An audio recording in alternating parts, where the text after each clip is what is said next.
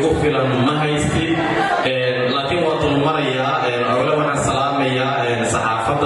وحنا سلامية ضياء شطقا كان وطولنا وقاسية صلاتي فحقاشا وحنا سلامية ماموي كالخروج هذا البرنامج دومي سنة يوجد كذا لحظة ببنوت أو يد المسؤول أجتها يهكذا أوفرسو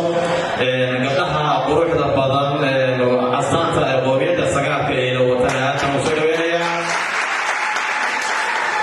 waxaan kaloo soo dhaweynayaa dhalinyarada quruxda badan waqtigooda oo dahabiga ah qayb inaga siiyay nagu maamuusay wax ku mahadsantiin waxaan hadda waxaan gudgalayaa khudbadeeda ama lecture-kayga waxaan rabaa soo lecture inaan soo jeediyo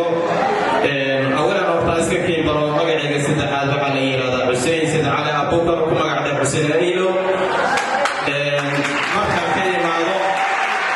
markaan ka imaado xalfadan meelo badan bay ka dhacaysaa بشو الله بايتهاي مقدشو سعودية عربية بشوها عارقة مراكن كقارهان قبل كمين وانا هاتر سيقاسة انا حقولي اقدر يا يبدي رجلين ماما مونو عثمان مهدي ودور مهمة كعيارتي حفظها حد على قيس كأفريقيا ودن وانا لها هاتي يسمونا يسمهين قوبية ايلو قارهان بريق افريقيا يجيز كأفريقيا وكما اي سقفصتين هاتي يسمونا هين مونو وانا لها دور مهمة عيارتي افكا قلاد وانا لقولي هذا كروشيا رو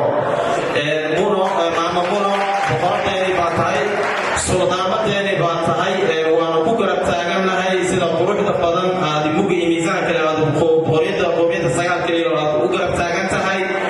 أنا كامل داري دور هنا بكبسنو هنا بقامنا لنا أذكر ما تكون جواب تاغم موجودي كرنو دمان مرت شرفت قروحة بدن مجعل هذا الكائنات صديريو الفضل واحد دارنيت عاوزنا توريدي سيدا عادي بقرطوية قومية السيال كليلو قبل كرنوغال مقالة قروبي دمان فينا وهذه السلام يا تطفي سنيدي بسنو لين انك وافتحنوا هذا اللي عاد كان صوت قومي يا وانا حتى مره وادي مسجد حاد قيرقلين سينيا انت كسو شقيسay anoo qayb ka ahay intii idaalay waqti ku baxay intaan howlkan quruxda badan aad ku jirtaan muddo badan baan soo abaabuleynay awal si wanaag caawinahay baan mahad iskale soo qurux badan ugu soo dhameeyay taariikhda hore loo sheegay ma jecleen aan dul istaago aqoonyahanadii iga horeysay dhalinyaradii baa sheegtay nabadoonada